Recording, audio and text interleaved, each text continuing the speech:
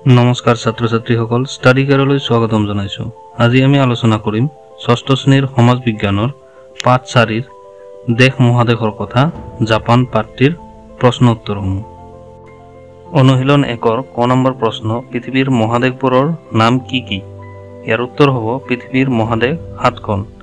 ইয়াৰ 1 number Asia, 2 number Europe, 3 number Africa, 4 number উত্তৰ America, 5 number দক্ষিণ America, 6 number অচেনিয়া আৰু 7 number হ'ব এণ্টাৰ্কটিকা বা কুমেৰু মহাদেশ। খ নম্বৰ প্ৰশ্ন আছে, সম্পূৰ্ণৰূপে দক্ষিণ গোলাৰ্ধত পৰা মহাদেশখনৰ নাম কি? ইয়াৰ উত্তৰ হ'ব সম্পূৰ্ণৰূপে দক্ষিণ গোলাৰ্ধত থকা একমাত্ৰ মহাদেশটো হ'ল এণ্টাৰ্কটিকা। গ নম্বৰ আছে, পৃথিৱীৰ দীৰ্ঘতম পৰ্বতমালাৰ নাম কি? ইয়াৰ উত্তৰ হ'ব পৃথিৱীৰ দীৰ্ঘতম পৰ্বতমালাৰ নাম হৈছে এণ্ডিছ পৰ্বতমালা। ঘ নম্বৰ, পৃথিৱীৰ আটাইতকৈ ডাঙৰ মৰুভূমি কোনখন? ইয়াৰ উত্তৰ হ'ব পৃথিৱীৰ আটাইতকৈ ডাঙৰ গৰম মৰুভূমি হৈছে সাহাৰা মৰুভূমি, যি উত্তৰ আফ্ৰিকাত অৱস্থিত। নম্বৰ প্ৰশ্ন, পৃথিৱীৰ আটাইতকৈ দীঘল নদীখনৰ নাম কি? ইয়াৰ উত্তৰ হ'ব পৃথিৱীৰ আটাইতকৈ দীঘল নদীখনৰ নাম হৈছে নীল নদী। নম্বৰ, পৃথিৱীৰ আটাইতকৈ বহল নদীখনৰ নাম কি?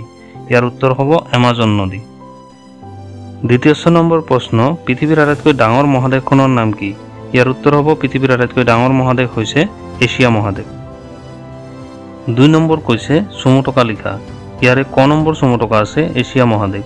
ইয়াৰ উত্তৰ হ'ব এছিয়া হ'ল পৃথিৱীৰ বৃহত্তম মহাদেশ। পৃথিৱীৰ মুঠ মাটিভাগৰ 3 ভাগৰ 1 অংশ এই মহাদেশখনে সামৰি আছে। এই মহাদেশখনৰ অধিকাংশই উত্তৰ গোলাৰ্ধত পৰে।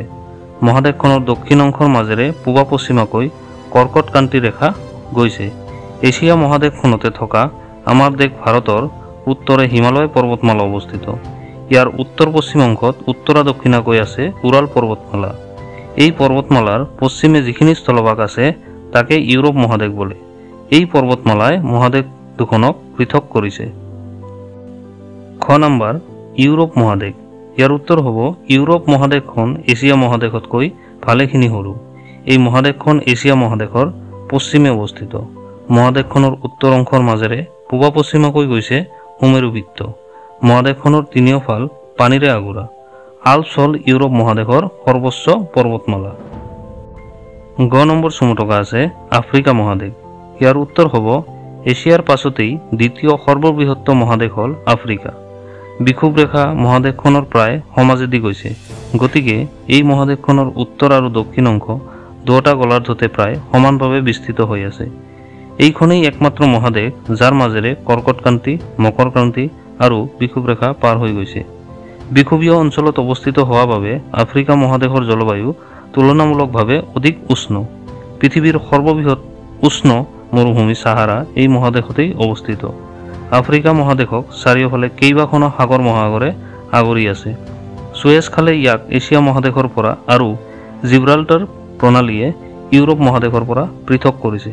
পৃথিৱীৰ আটাইতকৈ দীঘল নীল নদী এই মহাদেশতে আছে।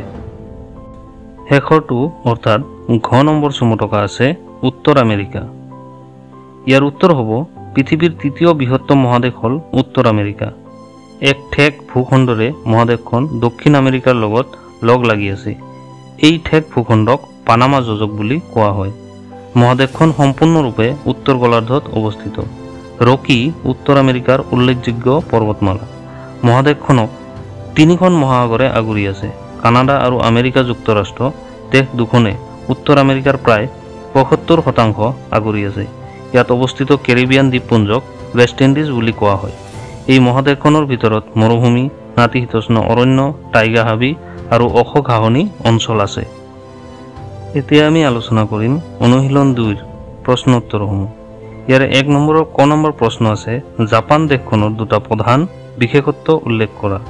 ইয়াৰ উত্তৰ হ'ব এখন দেশ হিচাপে জাপানৰ বহুতো বিশেষত্ব বা বিশেষ ধৰণৰ বৈশিষ্ট্য আছে। তাৰ ভিতৰত তলত উল্লেখ কৰা কেইটা প্ৰধান। 1 নম্বৰ, ই এখন সম্পূৰ্ণভাৱে দ্বীপ দেশ, আইলেণ্ড কাণ্ট্ৰি। প্ৰায় 14,000 দ্বীপৰ সমষ্টি জাপান। ইয়াৰে প্ৰায় 250টা দ্বীপত জনবসতি আছে। 2 নম্বৰ, বহুতো দ্বীপৰ সমষ্টি হোৱাৰ কাৰণে দেশখনৰ উপকূলৰ দৈৰ্ঘ্য প্ৰায় 29,751 কিলোমিটাৰ। কেউদিশে সাগৰ মহাসাগৰ থকাৰ কাৰণে জাপান সামুদ্ৰিক সম্পদত চহকী। খ নম্বৰ প্ৰশ্ন আছে, জাপান দেশখন গঠিত হোৱা দ্বীপবোৰৰ ভিতৰত কোনটো আটাইতকৈ ডাঙৰ? ইয়াৰ উত্তৰ হ'ব হনচু। গ নম্বৰ আছে জাপানৰ এখন সমতল ভূমিৰ নাম লিখা। ইয়াৰ উত্তৰ হ'ব ইচিকাৰী ইউফুটছু। ঘ নম্বৰ আছে জাপানত অনুভূত ঋতুকেইটা কি কি? ইয়াৰ উত্তৰ হ'ব শীত, বসন্ত, গ্ৰীষ্ম আৰু শৰৎ। নম্বৰ প্ৰশ্ন আছে কোনটো ঋতুক ফল বুলি কোৱা হয়? ইয়াৰ উত্তৰ হ'ব শৰৎ। প্ৰথম নম্বৰ জাপানৰ ক'ত ক'ত সৰলবৰ্গীয় গছ পোৱা যায়? ইয়াৰ উত্তৰ হ'ব পাহাৰীয়া শীতল ঠাইবোৰত আৰু উত্তৰ হক্কাইডো আৰু হনচুৰ উচ্চ অঞ্চলবোৰত সৰলবৰ্গীয় গছ পোৱা যায়।